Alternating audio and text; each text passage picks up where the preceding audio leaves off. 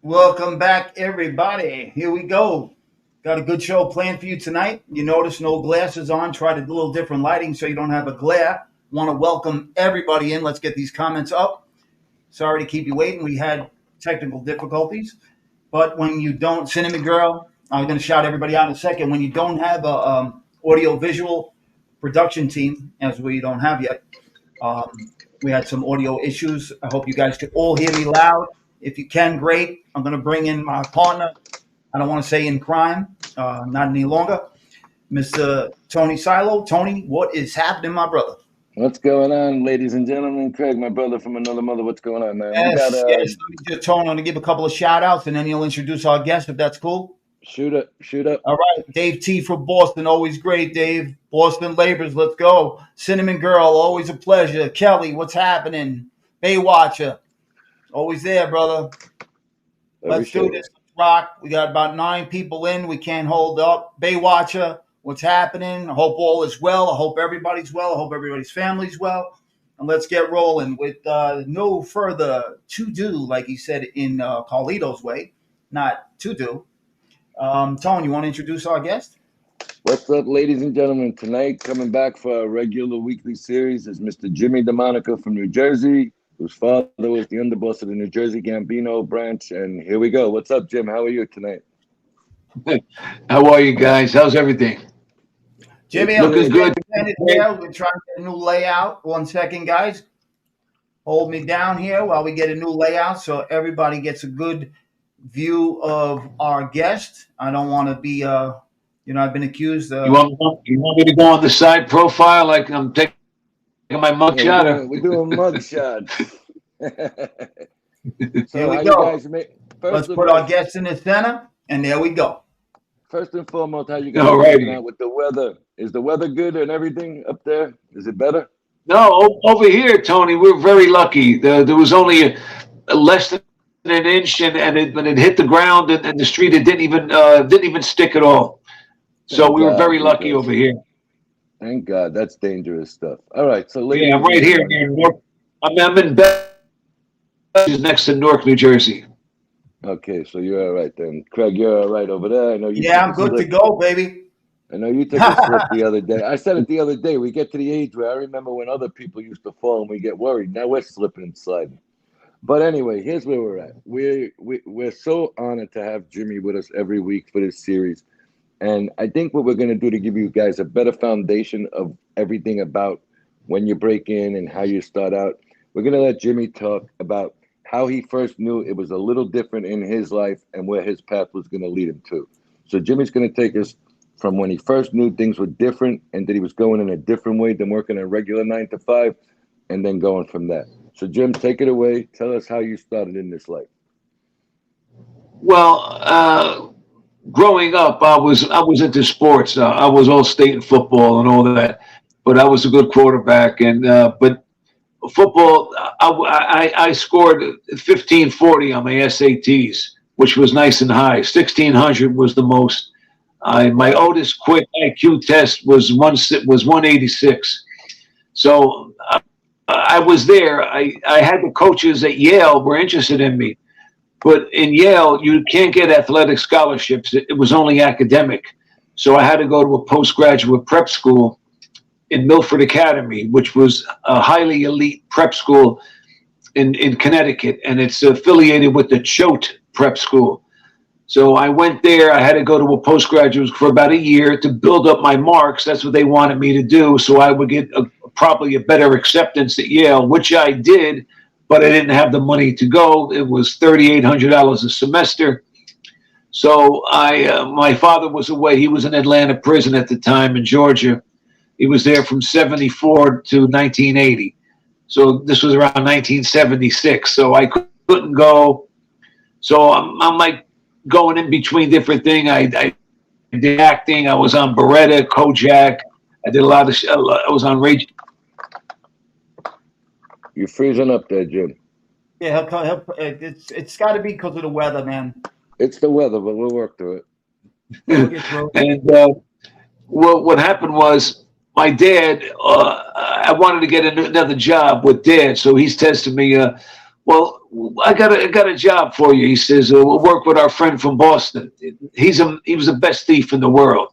You would never believe. I mean, I'll just tell you a few stories, and you just won't. But you think I'm making it up, but this guy was that talented. The hair on your arms would stand up if you see how he would get in a room. He would get in the back room. See, everything is with it's called the Gypsy Game. In other words, you go in there and you talk to the people that work. It's holding up, it's sticking up the stores, but without a gun, without any harsh words. In other words, you go in there, and what happens is Jimmy, the guy knows, my friend will know what to do and what not to do. If the guy looks like he's sharp, our friend will point to his eye. He'll say, "No, go. Just buy a piece of gum or buy a newspaper and leave." The whole idea was to buy something so the guy would calm down. So he would follow you around the store. In other words, you keep him busy. Right. See, now When Jimmy comes back on, we got to tell him we missed that last part. I heard it. He's going to unfreeze in a second here. Watch. Yeah, he's freezing and coming back in and out. Yeah, it's on his end. That's why we had the mic issue. Just hang tight, guys.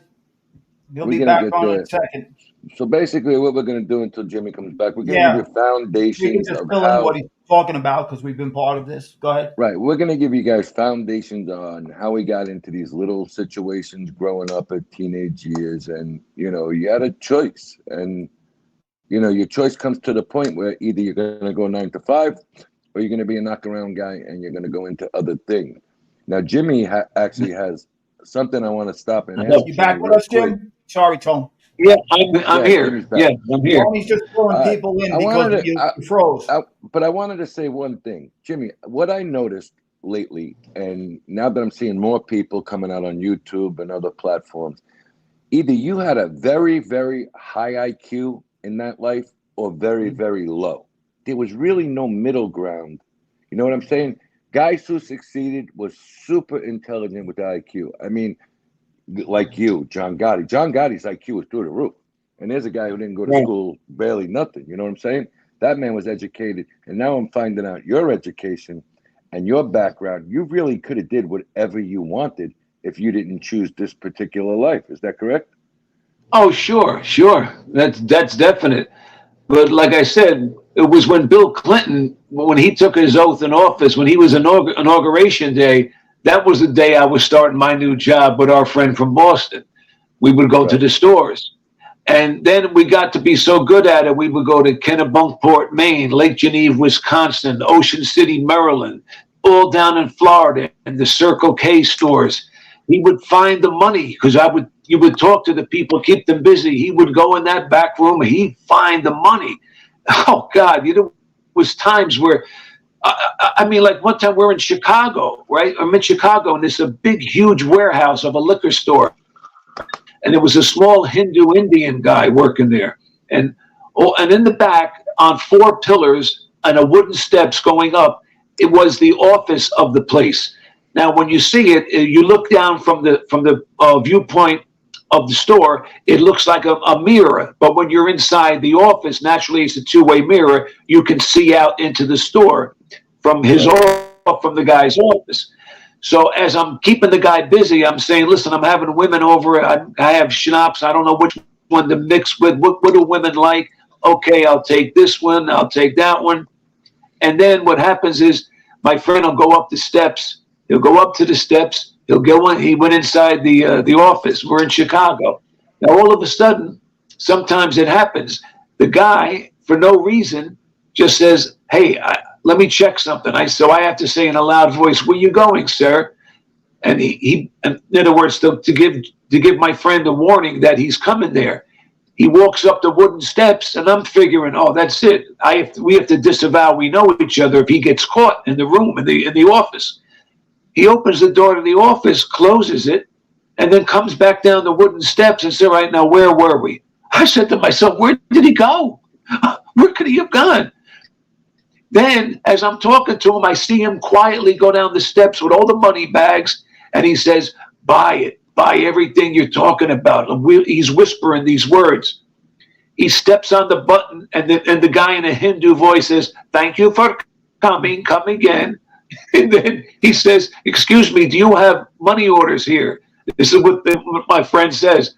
And the guy says, no, we don't. He turns around, and then he hits his shoulder, which means he has the money.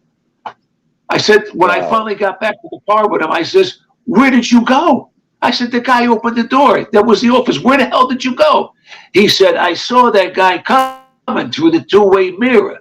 So what I did was, you know, when you have a desk and you have the part of the desk where the chair slides into that little hollow section where your knees go into a desk, he squatted down and he went down on his knees and he stuck himself in that little square. When the guy opened the door, he didn't see anybody in the office. He was relaxed. He closed the door and he figured nobody was there. Meanwhile, he took all the money. This guy was the best thief in the world. I used to make $3,000 a day working with him. We worked there for about 4 or 5 years. I have the best bottles of wine, the best restaurants. Oh, God. Really have a good time. Let me ask you a question. Going back through those times, did you ever have a favorite place that you would do work at, like a favorite city? Maybe I know when we first started doing little bullshit things, we loved going to Maryland, and I'll tell you why. Maryland in the 80s, that's when I was about ready to start driving and my friends were driving. We would go down to Maryland because they were having a horrible problem with the Rastafarians from Jamaica, especially in the Baltimore and Washington, D.C. areas. So what we did is we fit in that we looked like priests to these people when we went into stores down there or businesses down there. So our favorite place was either Baltimore or downtown Washington. How about you? Oh, well, it wasn't a certain area because, especially when I worked with my friend from Boston, we went all over the country and did this. I mean, we would take a plane, go somewhere, never been there before. When we were in Detroit, it was the hardest place to get it. But he would also get at pharmacies too. At the time, he would either get 500 Percocets, Percodans, and Rocosets, which were the generic of Percocet. He would turn them over through his friend in another state, would flip them over in money, and then they would send us back the money through like FedEx or something like that. It would be a compass or something, and inside the compass box would be the money. And so, but we went all over the country. It didn't matter. This is how gifted he was and how good I was. I would be able to hold 3 people with conversation if I had to. That was what I had the gift to get. All right, let me ask you. Now, I'll give you the differences. Back then, you would sell them by the 50s or 100s or whatever it was. Nobody was selling nickel and dime one at a time. What were they charging for, like, say, 100 Percocets back in the day? No, well, we didn't do that part of it. In other words, my guy would, let's say a 10-day run, he would accumulate, let's say if he went to a drugstore, sometime the safe would be open in the back. Not only would he knuckle the money, he would also get, let's say 500 Percocets. We would get here in the Percodans. Percodans were yellow. We would get $4 each for a Percodan. We would get $5 each when they were flipped into money for the Percocets, and we would get $4 for the Rocosets. So that's how it was broken down to us. So let's say at a 500 pills, that would be $2,000 for the Percocets at $5 a piece. So now, that's with that jar. But he would have at the end of the 10-day run, he would accumulate like 2,000, 3,000 Percocets. Yeah, like we would just flip it. That's how I got in. That's how I got engaged at the time. That was what the engagement ring was spent for. You see these ones going today. They're paying $30 a pill, and they don't break it down. If you buy 100, you're still paying $30. They may give you a break. That's what you see on the news now. I mean, there's so much money in that. I don't see how anybody's not in That, it. But those are OxyContin now. OxyContin, 30 milligrams of oxycodone goes for that. In other words, Right, that's oxycodone. It's OxyContin. It means oxycodone continuously. Thus OxyContin. That's what they call it. So the blue ones. They go for a fortune, but now they have this new stuff out when you're going through rehab and after the addiction, they come out with the Suboxone. And I've been talked to people because I had a personal reason why I'm involved with it. I was never involved with it myself, but I've talked to a lot of people through it. The antidote is either the Suboxone or the methadone. That's going for a ton of money on the street now. I mean, that's so bad today. It's ridiculous.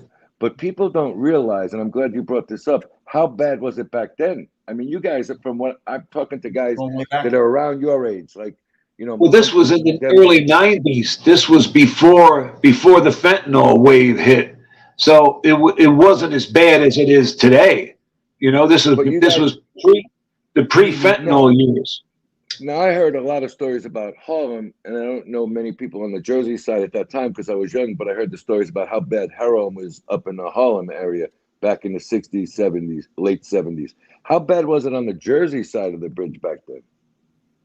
Oh, well, we knew kids from the neighborhood. They would get like a half a load. It would be called, which would be like, let's say 7 to 9 bags, and would only be $15. I mean, when I was a kid, I lived in a house, a 2-family house, and downstairs the landlady's son was a junkie, and we would hear her scream at him, and it was such an awful time. As a kid, that's why that never plagued me, because I saw the dangers of it, and I saw the horrors of that kind of being addicted at that age, from what that kid went through downstairs, and he was bad. You know. I'm going to add something to this, Tone. Go ahead, Craig. Talking about the Harlem thing and the heroin coming out of Harlem, which is total fact. At a time where the rules were, deal and die and all of that, everything was coming up. I don't know about everything, but again, my background is family from Harlem. Not that I was privy to heroin deals, but that's a fact. A lot of your big runners came out of Harlem. I mean, you could look this stuff up. It's public knowledge. I'm not going to throw names around, but it's a fact. Now, later on in life, I would get a little bit more privy into that end of things. Not that I was directly involved with that, but it was around me more. And later, at another time, we'll talk about the pizza connection and all of that, and how a little bit about that. So it plays to what you're talking about, how guys were dabbling, maybe who was moving big weight, and later on, guys. Let me break it down like this. So now we're talking about deal and die and no drugs in the families and all that nonsense. Except for one crew that I was around constantly, everybody had drugs around them. A lot of people had drugs around them. So, they say, well, back in the day, we didn't have it as much. They kept it more discreet, I would say, and I'm going to let Jimmy finish up on it. But how big were drugs back in the 70s when we weren't around, per se? Oh, the 70s, it was more clouded and hid in secrecy more in the 70s. In the 80s, when cocaine came around, I was running the after-hour clubs for Johnny Moose in Staten Island, and I mean, I'm talking about there were skippers. I'm telling you, skippers that I knew from different crews. I saw them actually doing it. Not going to say who, but I saw them actually doing it, and I couldn't believe that they were actually like, but they did it, in a way where it was, let's say, if I was there, that's because I was Johnny Moose's right-hand man. I was there. I went through shootings with him and everything. So it was different for me why they would expose themselves to me. But it was more prevalent, and it was more around them when the cocaine came around. And now in the 70s, no, it was much more, clouded and kept more in the secrecy side.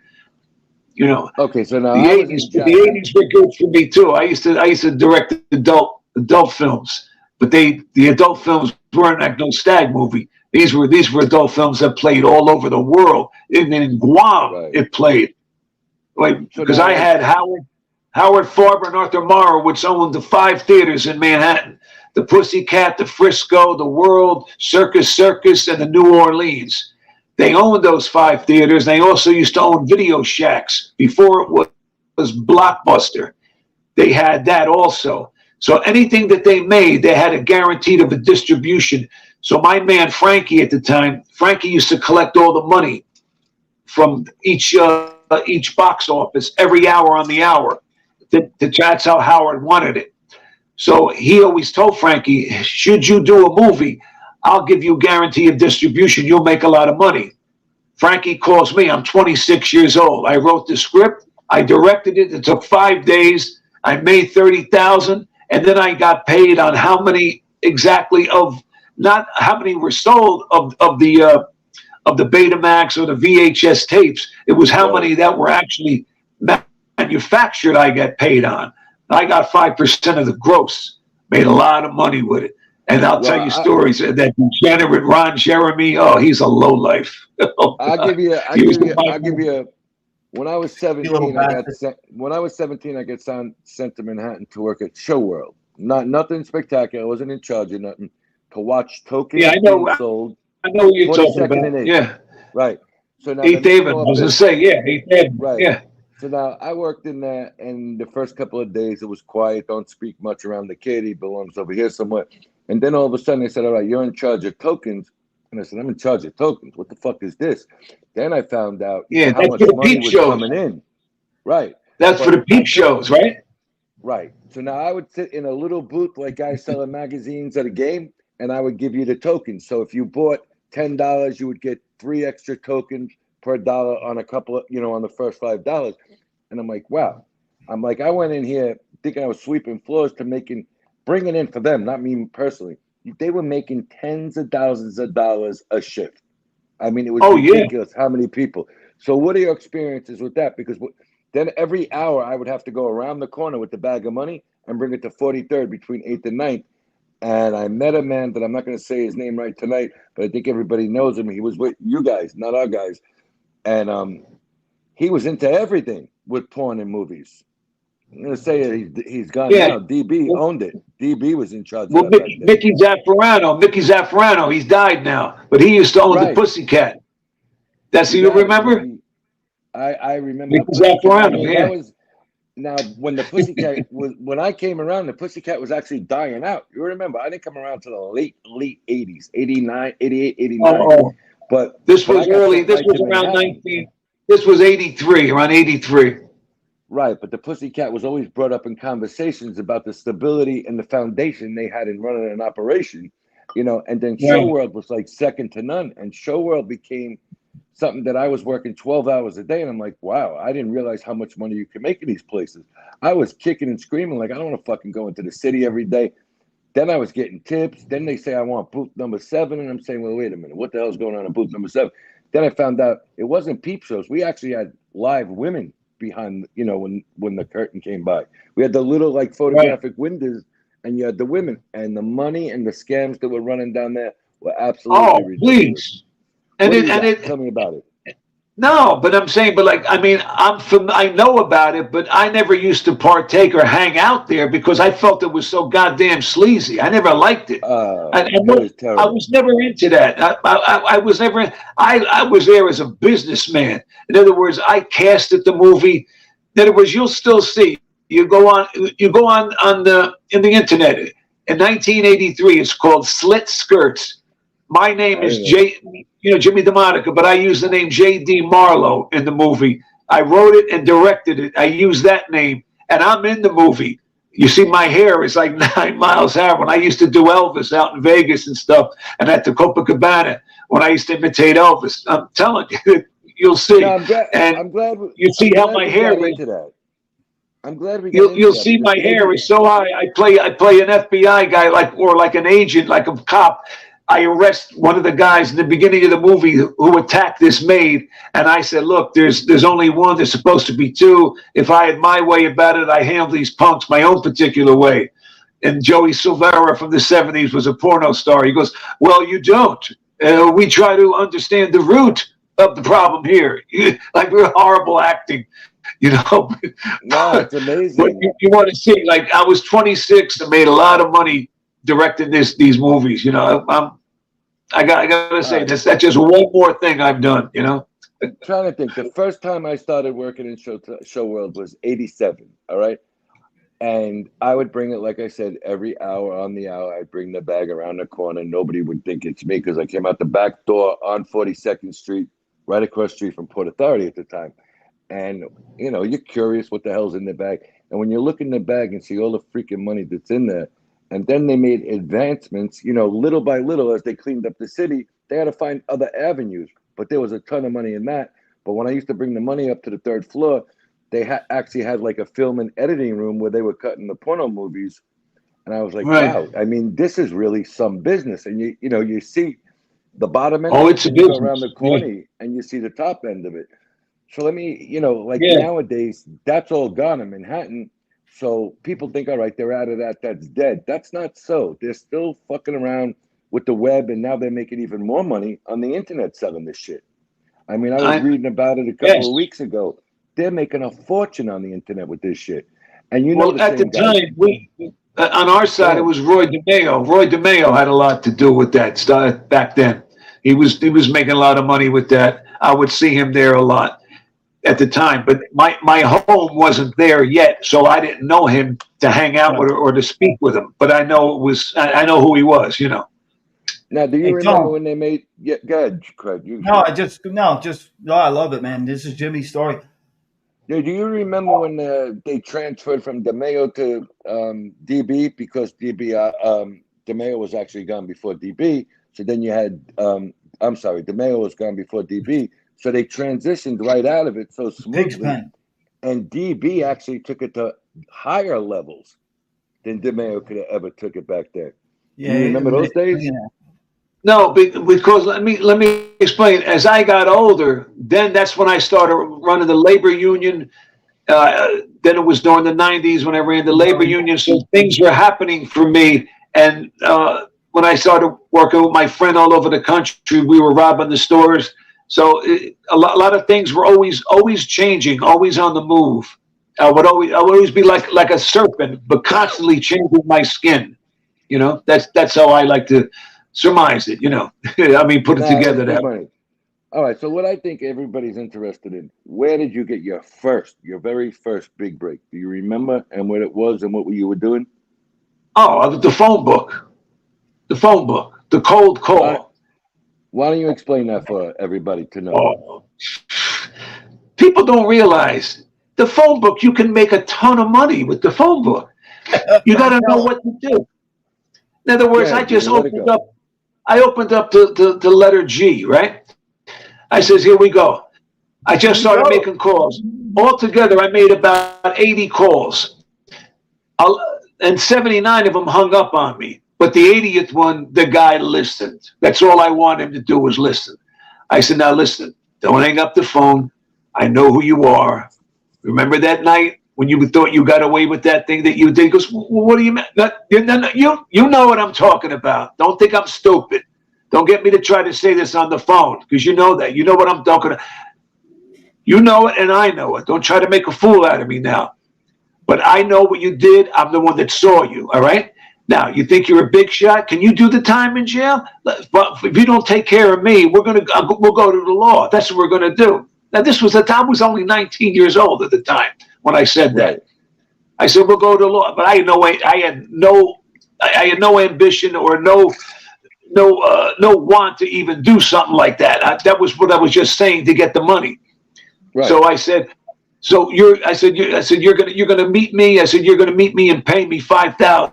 I said, because I know what you did. I said, and then if you try to rehash the story and talk about it, you spook the horse, then I go to the police. I said, now we'll see how tough you are. You think you can do the time, tough guy? We'll see how tough you are. I said, meet me near Peter's Pizzeria on Franklin Street. I told him where it was in Belleville at the time. I said, where's something red? I said, have the money in an envelope. When you walk by me, just hand it to me and nod. Don't say a word, otherwise you spook the horse, and I'm going to go to the law. I'm telling you now. I know what I'm talking about. He goes, well, wait, what is that? No, you know what I'm talking about. Don't let me have to say this on the phone. The guy meets me. You ought to have a gift. You ought to have a gift to do what you're doing. But continue, please. The guy meets me. He hands me the envelope, $5,000, right? And he could have slaughtered his whole family. I could have got 50,000. And the other side, I could have got killed too if he was that heinous. But I never knew what this guy did. He was so little. He wasn't even 5 foot tall. I still to this day don't know what this guy did wrong. But he paid me to keep my mouth shut. All right. So now people are saying. So the cold call works in business. In business, when you make a cold call, it works in business. The cold call does work. It's the strength is in numbers. Just keep dialing. Some idiot is going to pick up the phone and listen to what you're going to say.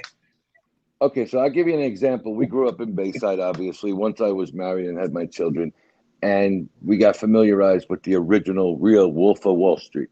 People think that's a movie with Hollywood production. That's based on 100% true story. I actually knew the guy, Craig. I think you met him a couple of times too back in the day. And this guy was a regular knock-around neighborhood kid with a gift to gab and got people to buy bullshit stocks and whatever. And that's where went. I know. And then we went on to the next phase and we watched this kid go from living in a rented one-bedroom apartment to living in the Gables in Bayside in a home. And then bang, this guy was like international with all his stuff. What do you got in something like that? Did you have guys get involved with the stock market and stuff like that? No, we didn't have to. No, a friend of mine, I'm just going to say his first name. His name was Ben. He was from the neighborhood. He was a day trader. He did a lot of stuff like that, but with penny stock also.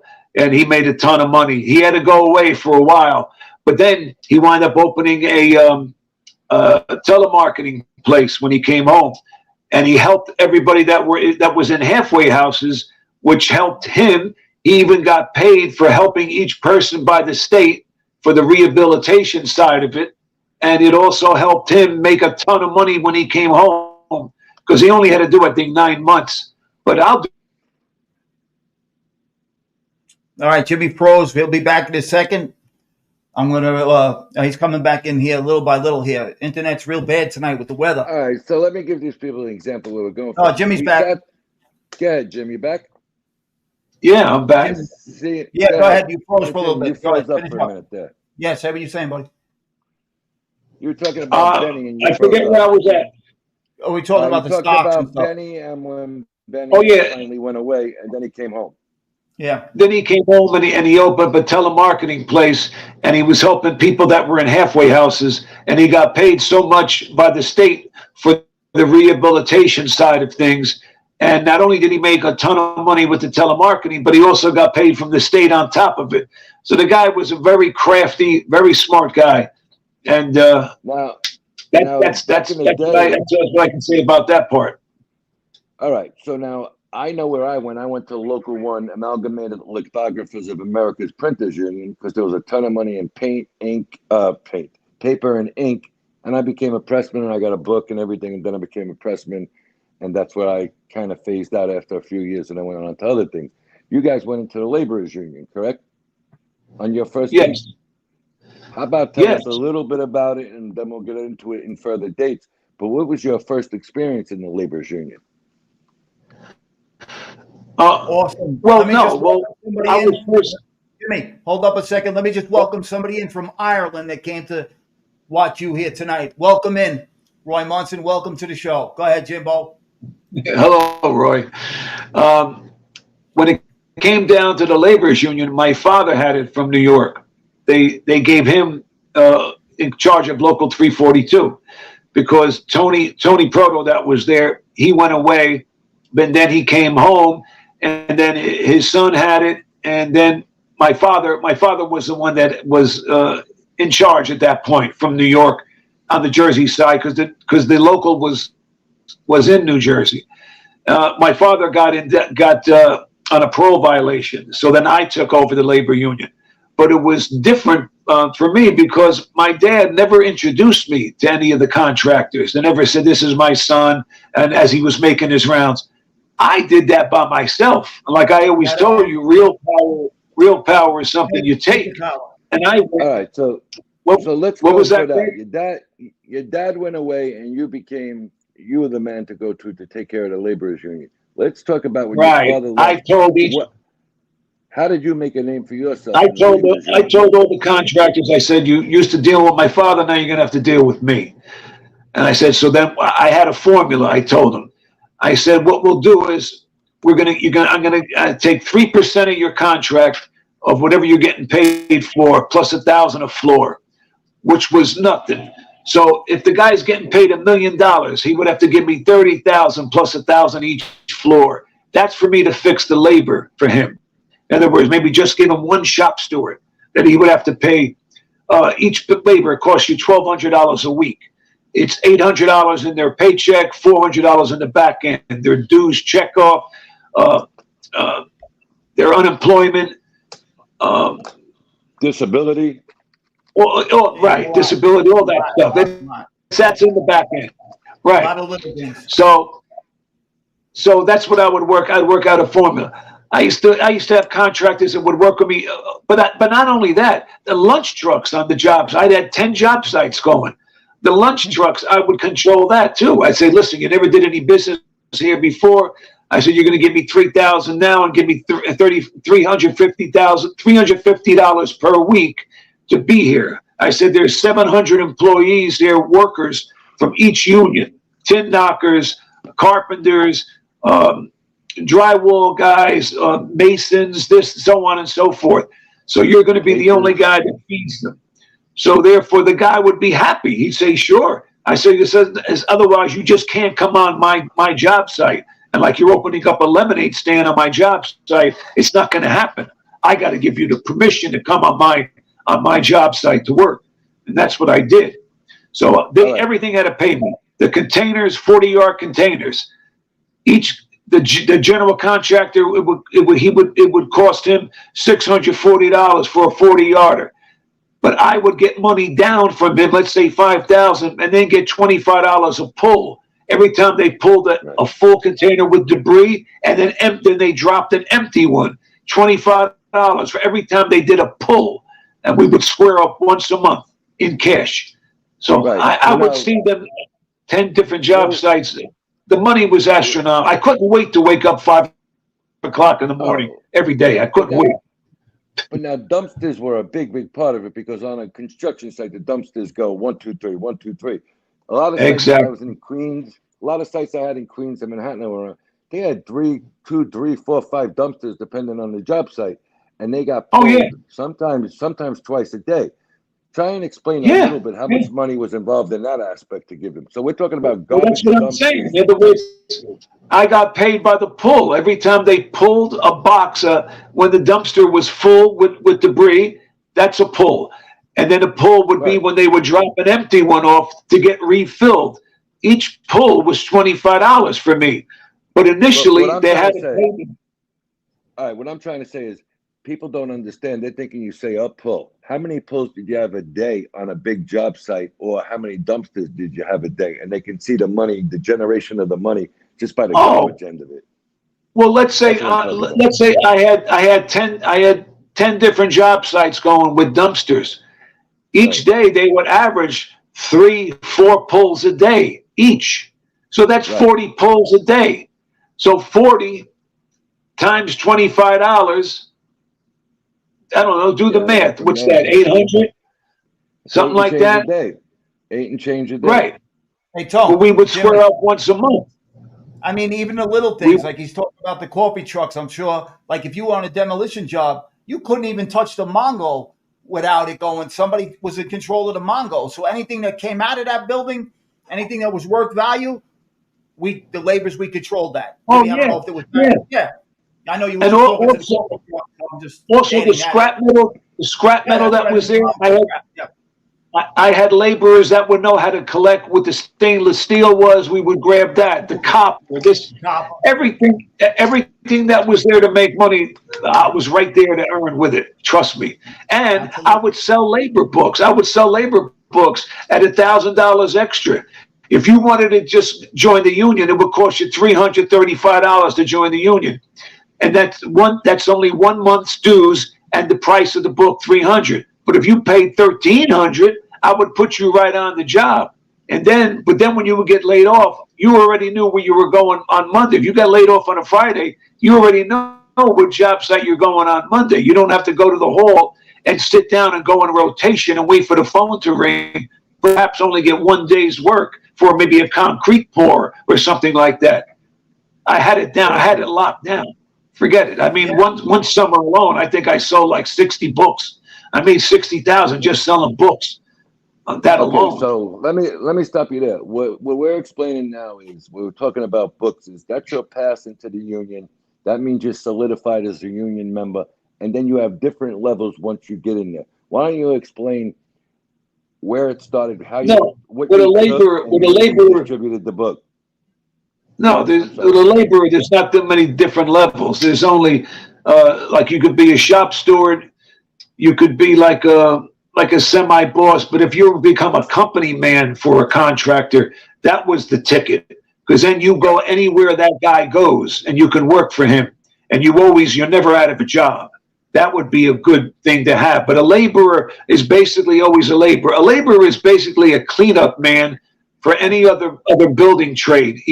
Like if the carpenter cuts pieces of jagged pieces of sheetrock and falls to the ground floor, the laborer sweeps that up, puts it in a buggy, puts it out, and then puts it in the dumpster. That's what a laborer's job is to be like a janitor for each trade. That's what a laborer does.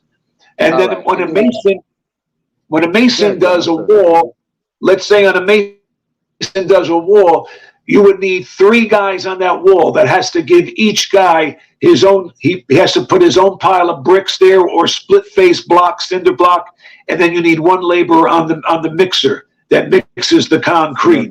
So there's little bylaws that follow, but that's where my guy Al, that I made business manager, that's where he knew the bylaws like the back of his hand. So we were a very good team, but.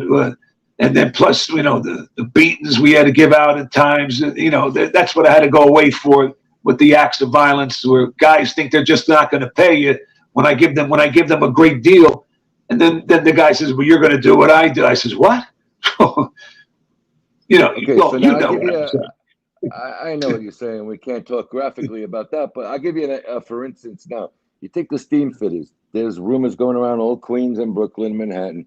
Yeah, people are paying for their kids anywhere from $20,000 to $50,000 to get in and have a book. What was back then? What was the prices they going for back then?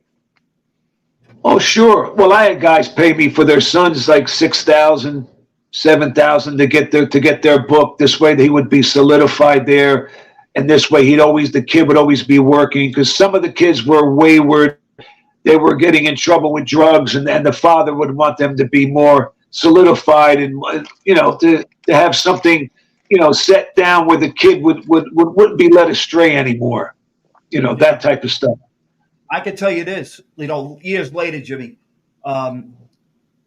probably more early 2000s, steam fitter books were going, and Tony, you'll probably chime in here. Steam fitter books were going for guys were moving them for 10,000 and better, 12.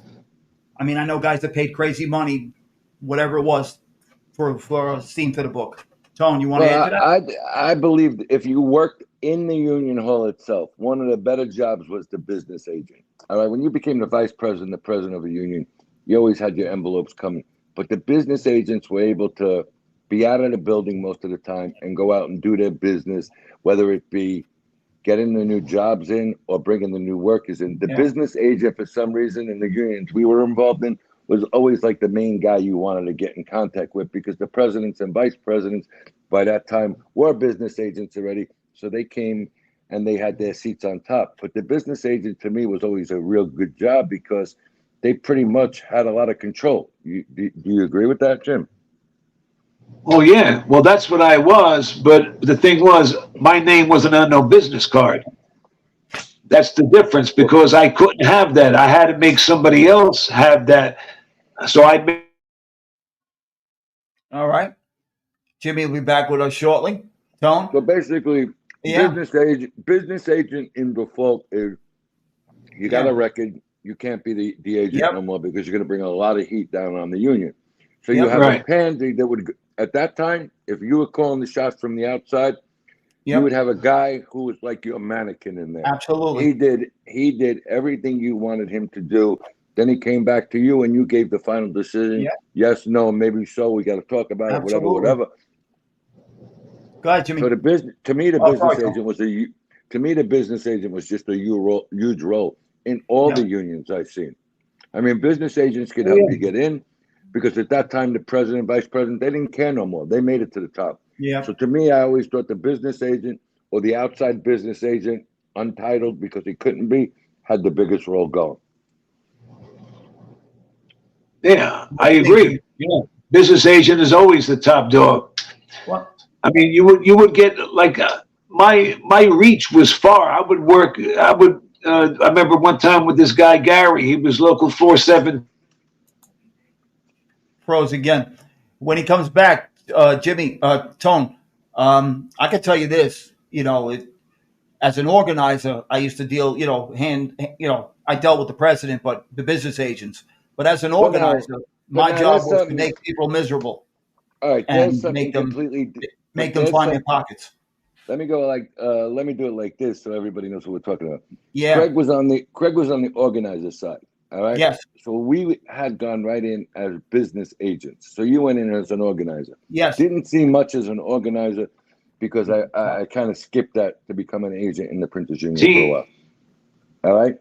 So what I'm saying is, Craig, the organizers basically were like the men on the field that had to get their hands dirty at the time. Why don't you tell a little bit about that until Jimmy gets straightened up over there? Yeah, Jim, are you back with us? Yeah, but right. at the second time though, I do have another appointment though. I just wanted you to know that I didn't want to do it. All right, I we're figured- gonna wrap this up. We're gonna wrap this up in So- a minute. You know what? I'll save your question, Tony, for the chat. Jimmy, Tony, you got anything else for Jimmy? We'll let Jimmy No, get I out want of to here. say I think we gave people a great foresight of where we're coming. Sorry we kept you a little later tonight. We'll talk during the week and we'll plan it out to a tighter show. But thank you so much for your extended time tonight, Jim. Absolutely. Oh, it's always a pleasure to be with you two guys. I tell you, we make a great sandwich. There you I go, think we brother. do, and I'll give you a text, and we're going to be on one story next week going forward, so you could see exactly a whole A to Z lineup of how the whole thing goes. But Jimmy, thank you so much tonight. Jimmy, I love you, bud. Oh, yeah. Oh, I love you guys. Thank you. Thank you. All right, Thank love you, you, T. buddy. I'll Thank talk you, to you Frank. tomorrow. MRM, baby. Tell That's Tony. right. That's right. MRM. That's What right. does it mean? MRM. I love you. Men recognize men. Right, 100%. Exactly. Love you, bud. All Join right, the Jim, chat. Stick around. I'll We want to talk- talk to the chat. Later, Jim. Love you. Jim, I'll talk to you Love you. tomorrow. We're Love gonna you, be in guys. chat. Love you too, buddy. All Tom. right, Craig. So what we got is I'd like to finish up on the organizer because that's where we're gonna go. And Okay. because we had fathers in separate unions, me and Jimmy, Yeah. we Yes. basically skipped the organizing part. You know what I mean? Yes. And you were the organizer. Well, So I one remember out here. when we first hooked up, you were doing organizing. No, I for was the in the union. street. Right. Right. So why I don't only you tell got in these trouble, people? so they had to give me something. So they didn't have to. Right. They gave me something, All right, but why don't you explain what an organizer is?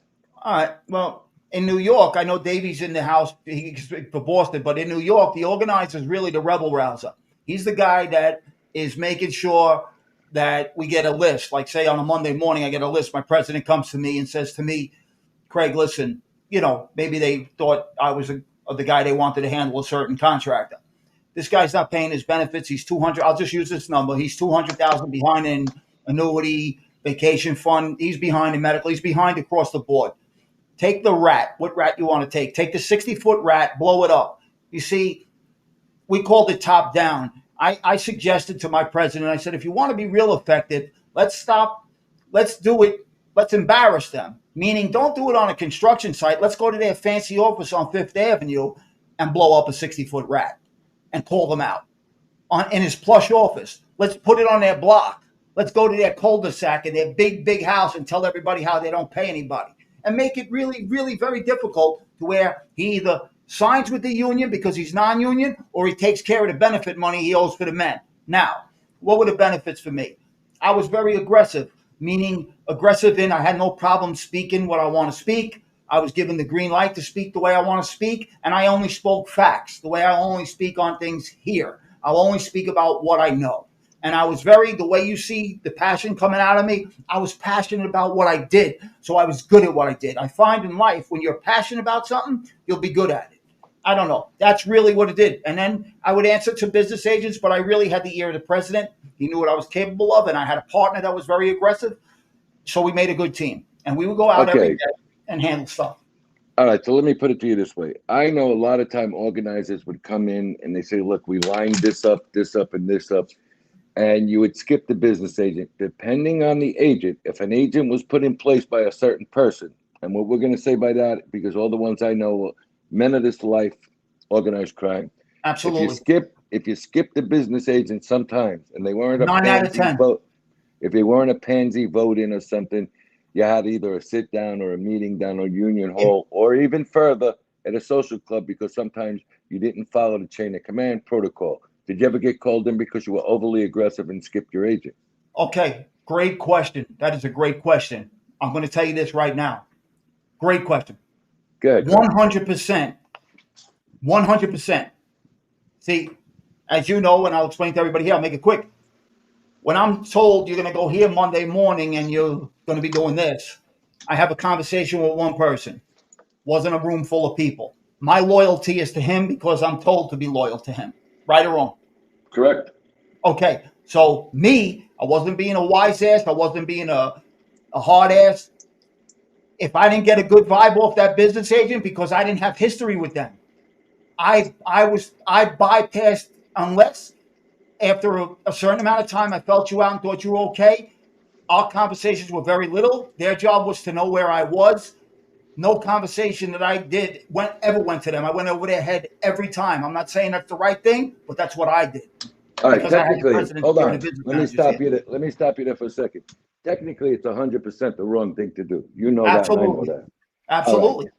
So now, another thing that people don't realize is business agents usually get together in Arizona a lot, okay? And they go on these seminars, whatever bullshit you want to call them, shows in different cities. And you get all the business agents from around the world that belong to that local. 9 times out of 10, in the ones I was involved in and seen the situation, when you came back, your job was usually demoted because the organizer jumped your ass and he made friends with everybody that you now as the agent were making friends with. And that's a fact in New York. I've seen it a dozen times. Okay? How many times were you offered the business agent job and you wanted to stay as the organizer? Because you didn't want to be sucking into inside, and technically you couldn't do it with a record. Let's be realistic. I was supposed to go in as a business agent. Okay? Actually, we'll just leave it at that. I was supposed to go in as a business agent, maybe even a little higher. Couldn't happen. I just got rounded up. All right. So now what we're saying by that is most of the time here, pretty much all the time, if you had a record, you weren't going officially as a business agent. Because after the half a years, and I didn't know anything about that, but it comes into conversation because what they did with unions, pensions, and where they invested money into everything screwed up everything. So now unions were under investigation, and the first position they would look at is the business agent because obviously he was handling the business. You know what I'm saying? So now I've seen vice presidents and presidents who even had a record, and that was okay. But the business agent and the treasurer of all these unions better have been squeaky clean. You know what I'm saying? So you took a guy with street knowledge, but didn't have a record to be the official business agent. Okay. Absolutely. But the real business agents, a lot of times, were out in the street that didn't have a card to give you. They would tell you, remember my phone number, put my phone number down. You call me before you call the agent in the union hall, and we're going to get it done that way. That's the way it was in New York. Tell some experiences about when you skipped an agent and the problems you had with the actual acting business agent. There was a couple of guys, if they ever come across this video, they'll know of my conversations with them, you know, and they were there long before me in place as business agents. I come into the picture They don't like the fact that, I'm not even going to say they're non-Italian or whatever. It didn't matter. It could have been an Italian guy. It could have been an Irish guy. It could have been Spanish. It didn't matter. They didn't like the fact, who's this new guy? And I'm not whispering in their ear. I got the ear of the business manager or the president. And I'm going over their head. So, of course, eventually that's going to come to a head where that business agent is going to come over to me and say to me, hey, do you have any idea you're supposed to be telling me this, or that? Or why aren't you reporting to me at the end of the day and giving me your information? And I'm fresh with a hot head and back then. And honestly, I was told who to answer to. So until somebody tells me different, you're going to get that response from me. And they got responses from me. I don't want to, there's no need to, I don't have to make them more colorful. They were facts. I pray one of them come across this video because they're true. I've told many business agents, a good amount that would confront me, basically, get away from me. I don't know you. I give a fuck less about who you are, what your job is, what your title is. I have a job to do. I'm going to do it. And when I'm told to report to you, I'll report to you. Until then, honestly, I mean, that was that time. All right, but hold on a second now. There are circumstances sometimes when you skip a business agent, and I got news for everybody here. It could be the worst move you ever make with that one business agent. Yeah, absolutely. But you got to understand, Tone, I was dealing at a time where the feds had oversight on a lot of unions. So a lot of guys were getting locked up and put away. So when somebody says to me, maybe whispers in my ear, don't speak to this guy, don't speak to that guy, or I know when I'm told to only speak to so-and-so, I'm never going to speak to anybody else. So let me give you an example. That's why I was even more so. All right, let me give you an example. I know a lot of organizers like yourself at the time that would come in and they would have meetings across the street from where we were because they skipped the agent and the agents were put in place every once in a while in certain unions by the boys, all right? And some of these organizers got a little too overzealous, we might say in that time, and they skipped the agent. And at that time, you weren't supposed to skip certain agents, and what I'm saying. And when you would skip that agent because you were used to protocol that, all right, he's the business agent by label, he's not the business agent that I'm supposed to talk to. I'm supposed to speak to the man above him, or maybe even somebody in the street who speaks to the man above him. Okay, because 9 times out of 10, the guys that were controlling the president weren't the president. They were guys in the street, correct? Absolutely. All right, so here we go now. You got an organizer who's going to say, fuck this guy. I'm going over his head. I'm going to the next guy. Then he goes up there and he's talking like a tough kid from the street because I had it that way with the last president, only to find out that this president is related or in a crew with these guys and he just has a clean record. So now you got a bigger problem on your hand. So there's politicking. It's called politicking inside of the whole chain of command with a union. Okay. And I've seen a million times there'd be bigger problems inside with the organizers, the agents, the vice president, the president, and the real president and vice president outside compared to the people that were actually in the label as the vice president, president, and business agent. And I know a lot of organizers were under scrutiny because they were jumping people, but they were getting followed worse than the actual head of the fucking union at that time. Yeah. So let me ask you this. What was the biggest problem you think you had legally as an organizer that you see? And an idea of what it was?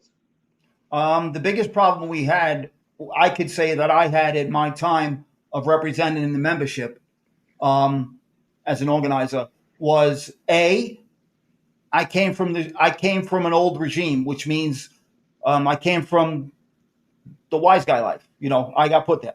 Okay. Mm-hmm. That's one.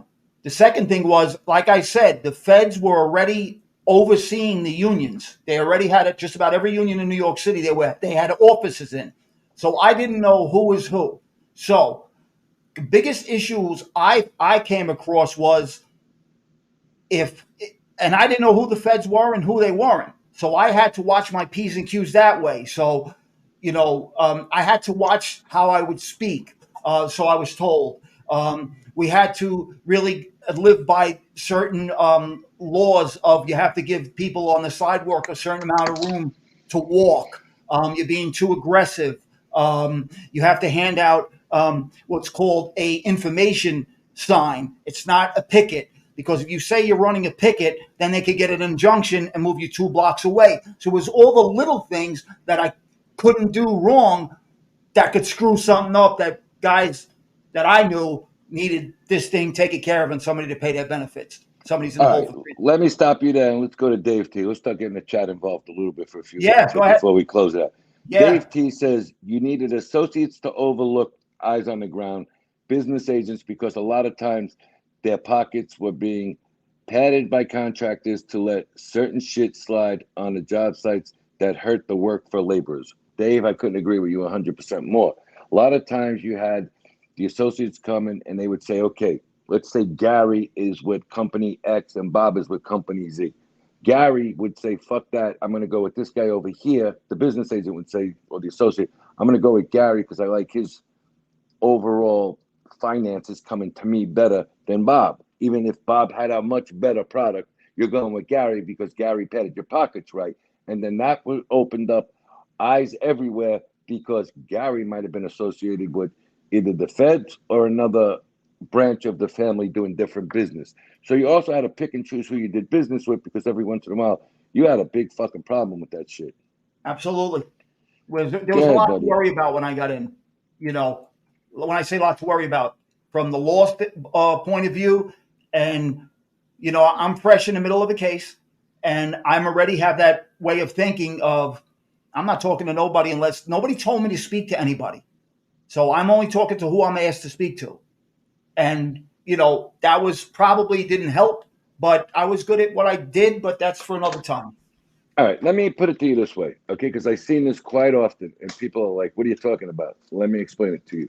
Yeah. A lot of times, you did what you were supposed to do. You did exactly what you were told to do, okay? Right. But you got that guy coming over to you, tapping you on the shoulder. Yo, you need it in this neighborhood. They want to talk to you. Or you need it over here. They want to talk to you. Or you got a phone call 10 o'clock at night. Come over here tomorrow. Don't go to the job site. Sometimes you did what the man in charge told you, but even the man in charge was wrong because somebody above him wanted it done a completely different way. How many times did you think you did the right thing, but I'll be damned, you got fucked? I couldn't count. It would be off. I don't have enough fingers. So, okay. And another thing though is a lot of guys get greedy and they get comfortable in their positions and say, you know what, fuck that. I'm going to order from company A instead of company B because I know those guys. Now you're taking away from another envelope a week because company B is paying the boss and you thinking you're doing something right because company A is going to give you a few dollars and the next thing you know, your ass is in hot water. Did you ever get in that situation? Absolutely. If you want, I can go into that and talk about. Go into it a little bit. Go into that you thought you were bigger than you were and you found out at the end of the day or the end of the week, no, I wasn't. Yeah. For instance, that person I was told to deal with, and, you know, he was technically going on board by making me an organizer walking in the door, right? So I had pretty much a green light. So I would think. So if he gave me a list of contractors to hit for the week, and somebody would say to me, I want you to go heavy on them. Somebody would say, you know, not too heavy, just, you know, make them find their pockets. And there's a way to do it, you know, with finesse. And then, you know, on a Tuesday night, all of a sudden you're getting calls from somebody you in the street with, and he's saying, you know, you put a fucking rat up at, just use this as a 585 Madison Avenue. Don't you know he's over here? No, nobody told me he's over here. So-and-so told me to put the fucking rat up over there. That's why it's there. All you got to do is go. You understand? So we ran into a lot of issues like that. All right. I'm going to give you even a better one. Now, you flew under one flag and you thought your guy, let's be realistic. I'm not saying you and your guys. I'm talking about just Joe Schmo in the street. Yes. He flew under, we'll say, the B family, okay? And he thought who the hell he was. All right? You follow me? Yes. But then at the end of the day, you did everything the B family told you to do and your boss told you to do, your street boss, you know, whatever. Yes. Then you find out when you come in Monday morning, we fucked up. We think our family is controlling it, but our family is just the workers on this particular job site. We got to go to family A because we're fucked up. Did you ever come into that where you thought you guys were king of the road and you found out maybe the family on the west side was controlling that job site. Absolutely. You know, That's true. if I was sent somewhere, you know, like I said, in that position, we're just using that. And there, you know, we're making shop stewards on 20 different jobs, and it's actually going through me. I will get into it at another time. So, yeah, that happens a lot. So you're thinking, oh, all people, this is my house has got this union, and then you find out that it's really with the bees. And also, by the way, why did you recommend the coffee truck for over here? Because that's with them. Don't ever do that again. You know, so you find out sometimes the hard way too, because you're so eager to earn or do what you think is the right thing to build your. You know, I was already at a point where you know, I had whatever, you know, known wise. It wasn't that I was looking to build a reputation. I was already who I was, All right. as far as like my attitude and personality. So I was All always right. hungry. I'm going to go into something a little different here, and it's something that's very I hard. hope I answered that, Tone. You did it well. I think all the guys and the ladies who are in the chat who know what we're talking about know exactly what we're talking about. I'm going to go into something else that became a conglomerate for cash, work. A lot of people got sick. A lot of people made a boatload of money. A lot of people retired off of 9/11. Okay? Yep.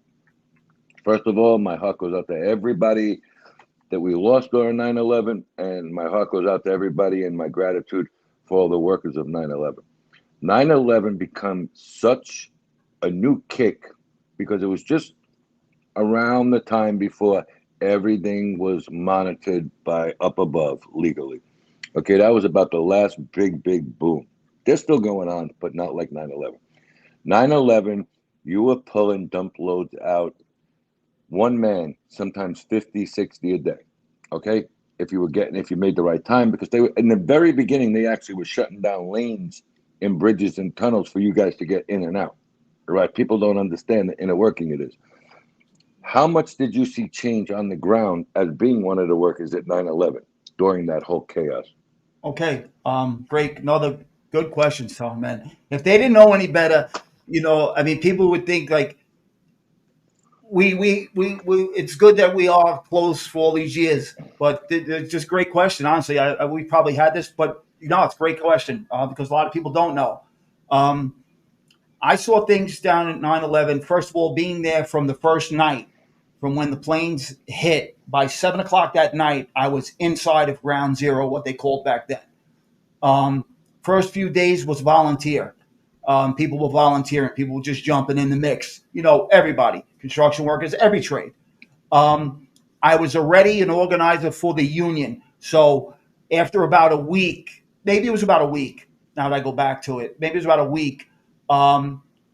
I went back to organizing, but everything we were organizing was really, it wasn't about contractors not paying money. It was about just organizing everything right inside of ground zero. So we were putting in 14, 16-hour days. But what you would find out is this. A lot of stuff was going on there. And there was a lot of, because you couldn't control it.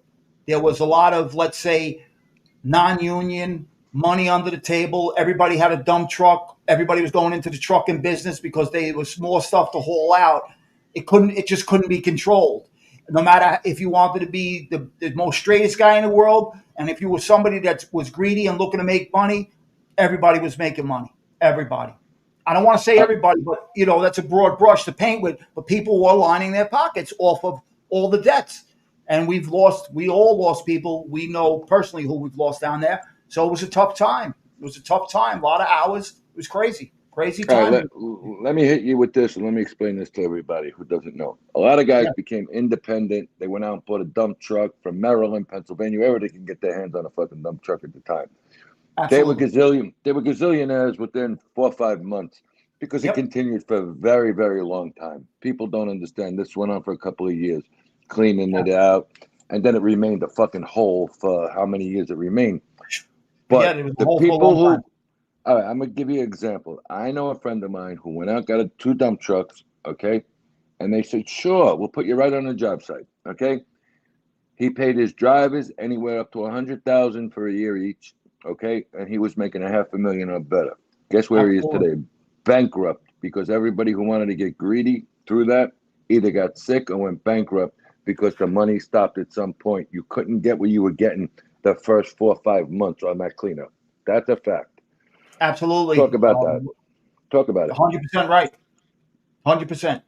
And I was there to see it, play I'd like to think I was doing the right things as far as the membership went back then. You got to remember, when you're an organizer and you're working on salary now, you're not getting paid per hour like you would if like I was a regular laborer pushing a broom or being a steward or being a foreman. So Right. your union officials are, let's be honest, they're going to make money. I got to spend 16 hours a day here. I'm underpaid as it is representing this membership.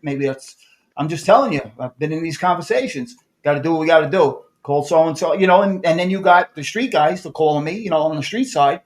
Hey, listen, anything that comes up for trucks, that was the big thing. Everybody was going because they had something to say along with your guys, they had something to say with those locals. So I found out, through being down at Line 11, and knew this before, from being young, being into the labor's union, kind of really found out down there who had what, like what family was really controlling what union, because that's who all of a sudden was going into business. So if you had the Teamsters, all of a sudden, all these trucking companies were popping up. If you were with the laborers and your family had control of the labor's union, all of a sudden these new labor companies were popping up because they needed so many people. People were just opening union shops like that, and nobody was, it was crazy time. All right. Let me give you another example of shit that happened at 9/11 and nobody knows about it. A lot of people got greedy, and it was the right time to get greedy. But a lot of people don't realize, I don't care if you were A, B, C, or D in the crime world. If you fucked up during 9/11 and you didn't bring them the biggest potential amount of money that you could to your people, you were fucking out. There was a lot of fucking round table sit downs because people were fucking up and got very greedy. And I can tell you one thing I know for a fact, a lot of organizers had to be pulled in and roped in because they got overly aggressive during 9/11 and found out, slow your roll. We need these other companies down the road, and you're going to get these fucking guys to walk. Did you see that? I would have, if it wasn't, say, a company I was dealing with directly that I had a well-established relationship with, again, bypassing the business agent, okay? Because I was given the green light for that, especially that time. So let's say... But this goes into what you're going to talk about here. Another thing people don't understand is, okay, you didn't realize you were putting your life on the line as you were working at 9/11. Nah, I got a paper mask. Breathe it in. We weren't thinking about it. But, besides all the other bullshit, all these kids in the neighborhood were getting 50, 60, 75, $100 an hour. Yeah, absolutely. So we had to make up. I knew guys that were working 16, 17 hours a day, going home, shower, shaving, taking a 2-hour nap, back on the train, back in the car, because you were allowed to park down there. All right. I mean, but we had a ton of guys down there that we put down there still would say we're making a ton of money. So, how long did you get to enjoy that money before everybody started getting a little sick? At least 7 months, at least. And then they brought in Halliburton. I don't know exactly what time. Dick Cheney's company. About 8.5 months in. Yeah, probably. I'm roundabout it. I could be off of, a month of here, but there was a party for a good 6-7 months. Right, but then it resumed again. I'm gonna tell you where it resumed again. Yeah. When we started dropping bombs in Iraq and all that bullshit, Halliburton was picking up, leaving, going over there because they got billions of dollars over there, hundreds of billions of dollars, and then the guys were getting called back in. But a lot of guys were turning it down until it was time for build-up construction because a lot of guys were sick by that time. Do you remember that? I'm not a hit. I'll tell you for what it is, and me, I'm a straight shooter. That's why we keep the name we keep. We speak in realities. Won't speak on anything that's nothing directly we have knowledge of or we're involved with. I made money in 9/11 during 9/11 on the business side of it. Because we were putting a few months in, like I said, we had relationships with established general contractors down there. So they would call me directly. Look, I need 10 men. Business agents I didn't even call them. I would get 10 guys. People would call me membership. They were calling me directly. So I would put them to work. They were calling me for work. You All know? right. So now So I'm going to we've got go to into work. this. I want to keep the chat involved a lot. So I'm going to go into Yeah. Baywatch's question. Baywatch's question was, give me 1 second because I answered the right one. All right. When we were talking about family A, B, and all that stuff before, he said, Tony, does family B blame? Who does family B blame on that side? Okay. Me. There's always somebody higher. There's always somebody higher in family B that takes it to another level. You could get yourself put down for the dirt nap, or you could be shelved in them situations if you ruined a union, a company that was busy with the unions, you know. And I hate to say that raisin bitch out in Arizona there, he was Yeah. controlling so much The Crypt back Keeper. then that when 9/11 came, they didn't know what the fuck to do because they were still in transition there. And that's where a lot of guys made their name in 9/11 because they finally had to think without somebody controlling it from behind. And that's another Yeah. fact. There was no So, control. did you see, because I know it happened, but I wasn't down there for very long, but did you see guys that were nobodies being promoted because they had family members, and I mean family members, friends and other families that were higher? Okay, you guys got this part of the job at Ground Zero. You guys got this part of the job. And all of a sudden, an organizer became a fucking boss on a site. No more organizing. It was time to put your feet on the ground. You are now the boss. Absolutely. Every Tuesday night. Well, it used to be every Tuesday night, but during that, like I said, we worked 14, 16 hours, but it was at least once a week whenever it would be figured out that I would get some time away. There'd be a meeting held amongst many, many, many active union leaders and their representatives. You know what I mean? With the B's, the C's, the A's, whatever letter or we want to put with that. And things would be divvied up. All right, Now, let me answer this. Let's answer this real quick, too. This guy, Detroit Siggy, who happens to be a real good guy, he's been in a lot of chats lately. And Detroit City, what's up, my brother? I didn't mean to say this guy. I happen to like him. He's funny as fuck, and he's really a very intelligent guy. He says, Right. what do you think is rebuilding Iraq and Afghanistan right now? I'm going to tell Halliburton? you. No. Is it Halliburton? No, Halliburton's out. Oh, no. Yeah, well, maybe they changed the name. Who is it? Well, I'm going to explain to you why Cheney is so anti-Republican. I'm talking about the daughter, okay? Yeah. Because the Democrats took the work, and she was still getting work, but now it was being distributed by the Democrats. So now there's a legal switch of teams. That Cheney is really acting as a Democrat, even in a Republican seat, okay? Because the Republicans who came in when Trump came in try to even the scale out again after Obama, okay? Because Obama had it in fucking chaos. So what happened was Halliburton, whatever you want to call them, lost a lot of contracts over there because they're still rebuilding, okay? Up until a few years ago. And Cheney decided she was not a president of her father's company. I'm going to have to jump on a Democrats bandwagon because they're now distributing the work. Talk about that if you could. I hope I answered your question, Detroit Siggy. No, everything you said. So I mean, you touched on all the points that I mean, this work was being divvied up amongst the five families. Legal criminals. Yes, But then it went to legal and the government criminals. came in. The government was mad that they had all the control, and they came in and wiped. When I tell you, before you knew it, you had 10 federal huge companies running the whole show down at Ground Zero, and guys started disappearing. They made their money and ran. Let me say this. There was an email that's been floating around the YouTube community about Trump thanking Sammy Gravano. Okay? Hold on a second, guys. Yeah. We don't know everything that happened in the construction trade, and Trump was a huge builder back in that time. Yep. Okay. He answers his own personal Twitters, his own personal emails. I believe that was a Twitter post. I don't believe it was an email. And he apparently, I did my homework this week. He answers all these Twitter things himself. Me, I don't have Twitter, so I'm saying whatever I want to say to kind of explain it, but I'm going to give you an answer on it. Okay? I don't think it was by accident. And I lost a lot of, how would you say it? A lot of faith in the man. But I believe he did it because Gravano was shooting his mouth off like 90. And if he ever remembers everything, they did do business with Trump. It came up in a few things. I'm not knocking Donald Trump but I believe Donald Trump recognized the name and might not be familiar with the whole YouTube world. He's predominantly a Twitter guy. Okay. I think that could cause a lot of people to change their minds this election, especially people in states that were starting to turn like New York. A lot of people were saying that, and now he's backing a guy like this. But what I found amusing, Trump's usually like, fuck that. If you don't like it, take a walk, and it blows over. He didn't give it a chance to blow over. He took the tweet, that's what they call this It's very tweet with greedy. X. He took the tweet down, okay? That's how much heat they were getting over one simple retweet back to him, thanking him. You know, so what I see there is this guy knew what the hell was going on.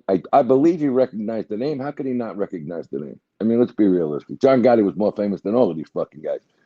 But Gravano was as popular with all the business owners because he was the street guy doing all the work over there. So he puts this tweet out, content creator puts it up, and from what I understand, reading about it right this second, I'm looking it up on YouTube, it was removed. Is anybody familiar with the tweet? And did anybody in chat I don't know see the about it, tweet? no, Tom. He basically said thank you. You know what I mean? To Gravano for his support. And listen, I'm not going to say it's going to go across the country, but for a lot of people in New York, a lot of people are familiar with this Alan Kaiser, who was killed at 16 by this piece of shit. It changed a lot of votes right here.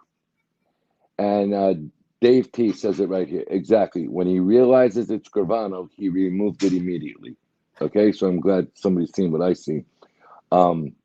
Dave T, I got to tell you something. I think you go a little further than that, and I don't think Trump himself realized that in our communities, that's the fucking Terminator right there. You know what I'm saying?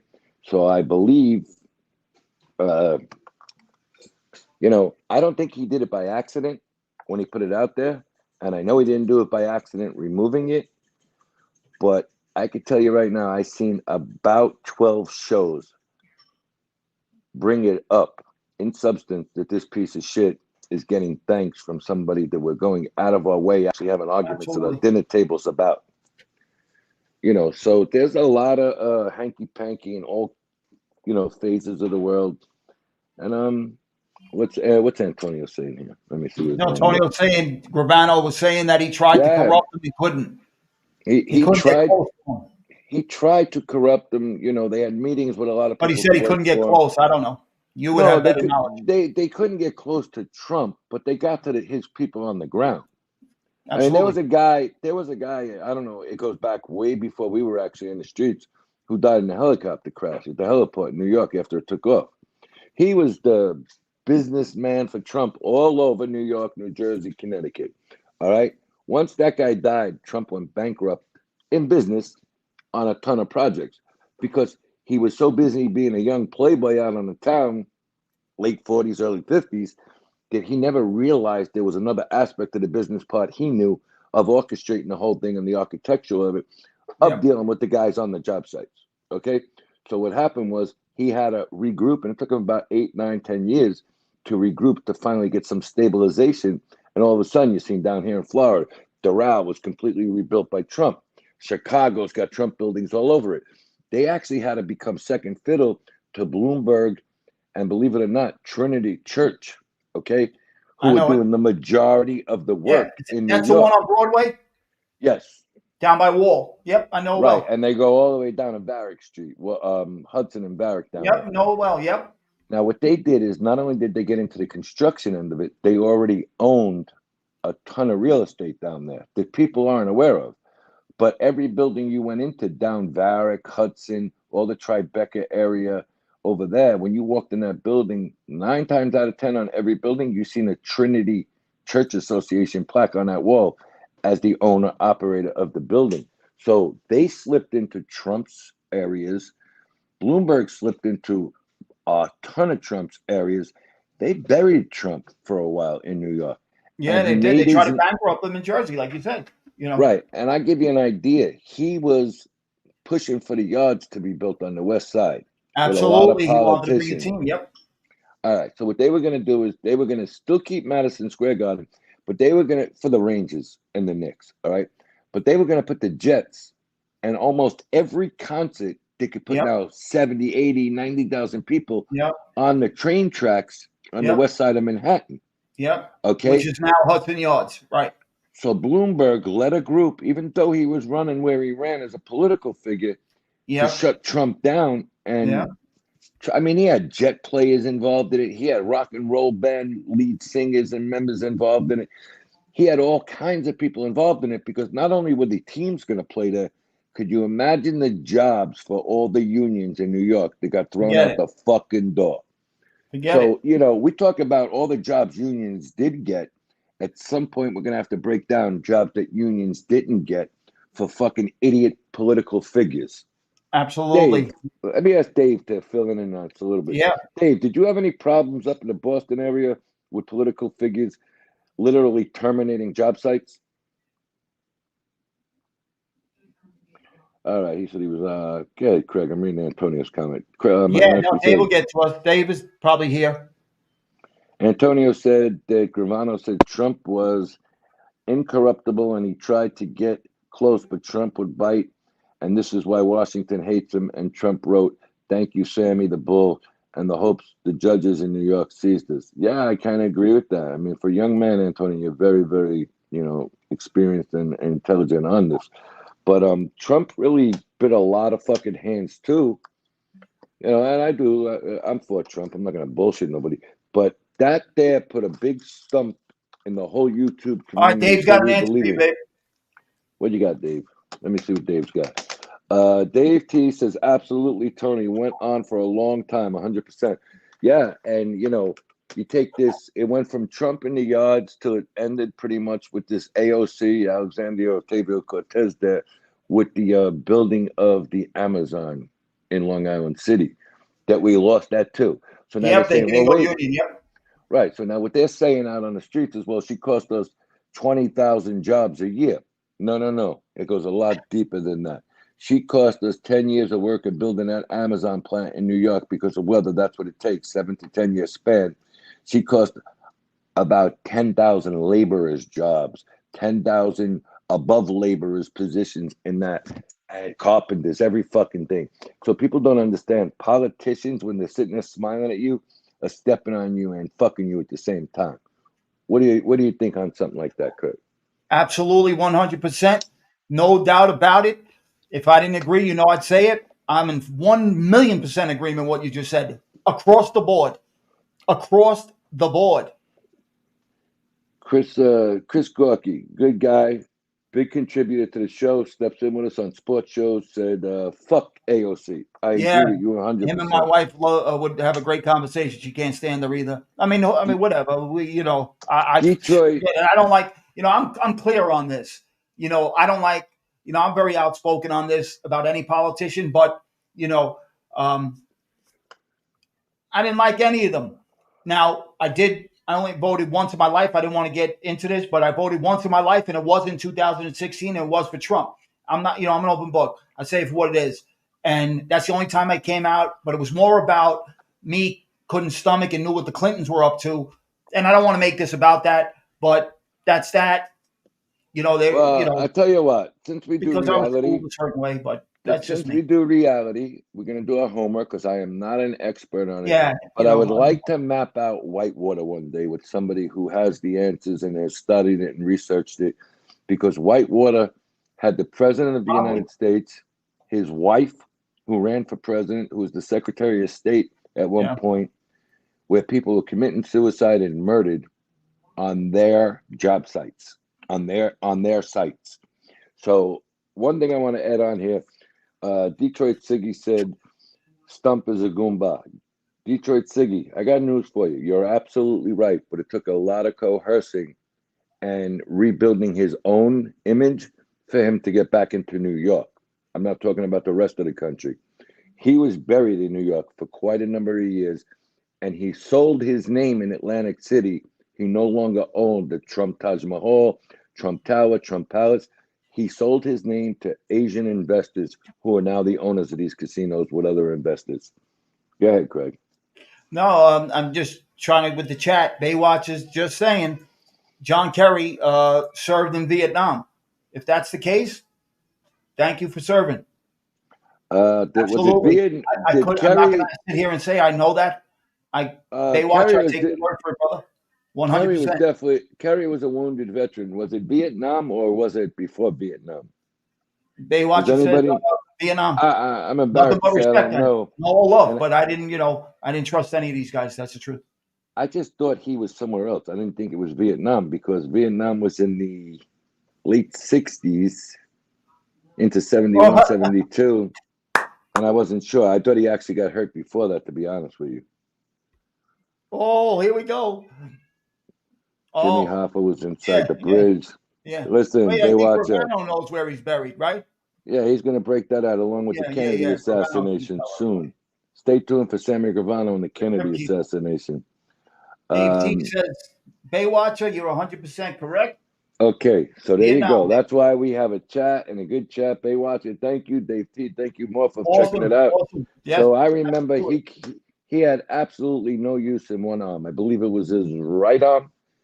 And he ran for president. He had a position in the cabinet under, I believe, the first Bush or Reagan. He was big in the political world. His wife was huge, if I remember right, in the Red Cross, if that's the same guy. Is that the same guy, guys? There was one. No, that was Dole.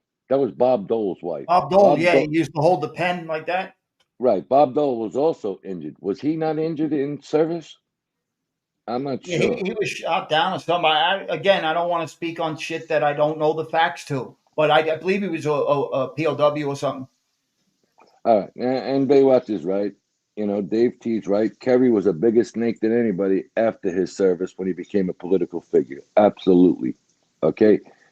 Chris Gorky is saying the only difference between organized crime and the federal government is one's legal, one's not legal. Absolutely right. You got a bunch of thieves running the political world of the United States now. They were mad that they weren't getting their tax money all for the guys that were earning. And how could these illiterates that they call illiterates, how could these illiterates be bringing in 30, 40 million dollars, whatever number? They're illiterate. How are they doing? Here's something that I always like having conversations about, but I never thought it would come up on this show. Andrew Cuomo, Detroit Siggy, thank you for bringing that up. Let me explain this to you. Cuomo got caught in his own hype. I don't think he's a malicious man, but he did some of the worst fucking decision-making and things you can ever do, and he picked such an inexperienced cabinet. During the pandemic package, we're not going to say that word here, okay? You could pretty much get a read on them for watching the daily press conferences that he was getting Emmy Awards for at 12 o'clock in the afternoon every fucking day. He was overloading nursing homes. He was overloading hospitals. He was killing people and putting higher disease people in with lower disease people. It blew up in his fucking face. And because he wouldn't follow along with Biden and the rest of the Democrats in Washington, they found a way to get him. And that they did. And look where he's at now. But you realize once he's out, all those charges that he was facing kind of fucking blew away too. Did they not? So there's so much corruption in this bullshit. You got John McCain. He's mentioning John McCain was one of the biggest players. Yeah. POW, but one of the biggest players in Washington for God knows how many years. I'm just going to say this, and just my thing. It's not really on politics. It's really about just corruption. Wherever you have a human being, man, woman, or whatever, you always run the chance of corruption. Wherever there's a human being. That simple. So sometimes people have more skeletons than others. Some don't have any. All right, look, a lot of people let's get to this. First of all, I want to say hello to my buddy See No Evil. Craig, please give him a wrench when you get a shot. Got it right now. All right, See No Evil 69. He's a good friend of mine, off the screen as well. Chris Gorky, great question. Cannot understand why they put patients with the package, the pandemic disease, in nursing homes with high-risk people because they got fucking greedy. And when they seen at that time, let me explain how I broke it down here. I live in Florida, but I also have a residence in New York. All right. We lived normal everyday life after 30 days. That's all. 30 days, we were back to normal, everyday living. I spoke to Craig. Always, brother. I spoke to Craig about this today. All right. Actually, in the car. We were talking when I was in the car driving around one of my job sites. What happened was, actually, it was a guy in England I was talking to today, not you. It was before we spoke. And he goes, tell me about Florida compared to New York. I was so fucking struck when I got to New York. I had the National Guard waiting there. I didn't know what the hell happened when I landed on LaGuardia Airport. All right. And what happened was we ran differently here under DeSantis. And I don't think DeSantis will get as much support from Floridians as he will from the rest of the country, because we went through that pandemic really unchanged. We were busy as fuck down here, and our real estate went through the roof to be New York prices, even for rentals. All right. And I lived here and I visited there quite often. And I was like, I'm working. You guys aren't even working up there. My companies were back. I lost about 3 days, to be honest with you, with my maintenance company. That's all. So, you know, there's a lot of debates we can have on that. Worry, We'd have to do your thing, babe. Do your thing. Go ahead, Tom. Just keep talking. There's a lot of debates we can have on that, but the first thing we would have to do with that is come up with a couple of names for it, because these fuckers will shut us down mentioning that word. But that changed our country around the world forever. Okay? There's still a few states right now that recently have put the mask back into law. You know, and I'm not the wellest spoken guy in the world with the best vocabulary, but there are mask mandates again right now. And there is something bigger over there right now that I was talking to several people today. All week, a couple of weeks now, it comes up every once in a while. Better be careful, and you better be ahead of the curve at this time and not fucking just think about an election. Okay, but what I find funny is we're going to not really make a big thing about it this time until it gets down to the nitty-gritty of September, October, November. You watch. You know, this is kind of repeating what's going on in China right now. But what's going to happen this time is, are they going to hold it off and try and shut down the election? Because they're worried. Let's be realistic. They're worried about the outcome of this next election. Craig, what do you see up in New York on that side? Yeah, absolutely. I don't see the mass things, but there's a lot of. I will tell you this: what's going on in Manhattan? They built so many high rises, they can't get anybody to occupy these spaces. You got everybody that's a lot of people are working remote. They can't fill up these buildings that they went up 80 stories with. So you got landlords that can't rent. There's no tenants occupying these floors. A lot of big companies have packed up and left New York. As far as masks go, a lot of the mom and pop shops, that's what's happening during that time. They're already out.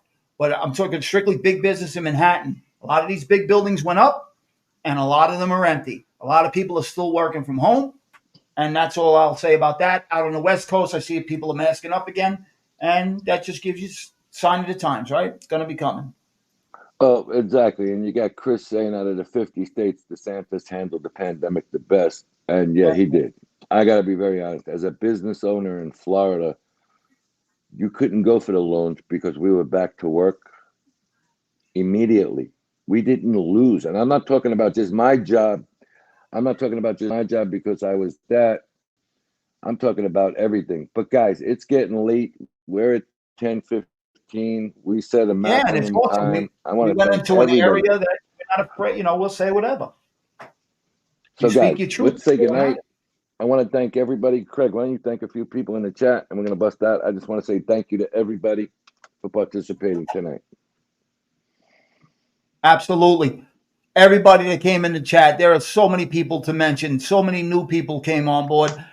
See No Evil, thank you. Detroit Stiggy, thank you. Dave T, Boston Laborers, always. Joe Town Jack, Baywatch, everybody, man. Cinnamon Girl, always. Dex Dallas, Antonio, Chris Gorky, everybody that contributes. So Kelly was here early. There were so many people here early that left. Tommy Stiggs was here early. Everybody was here. Whoever was here left. It's not that I miss your name on purpose. If I didn't mention Mikey, everybody, I'm trying to go through it. We thank you so much just for jumping on board. Roy Munson from Ireland, unbelievable. Thank you so much. Terry, thank you. So many new people that jumped in the chat. Feel free. We're going to say what's on our mind here. We always will. Not going to. Wyatt Earp, thank you. BX always. Everybody, if I miss anybody, just I'm sure you'll tell me in the comments I did. And for all those people that full green light, thank you. For all those people that I didn't ask Jimmy a question that emailed me that they verified some things and they just wanted to give Jimmy a shout out and wish his dad well.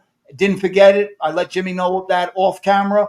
That you guys all, had nothing but great things to say about Juicy, his dad.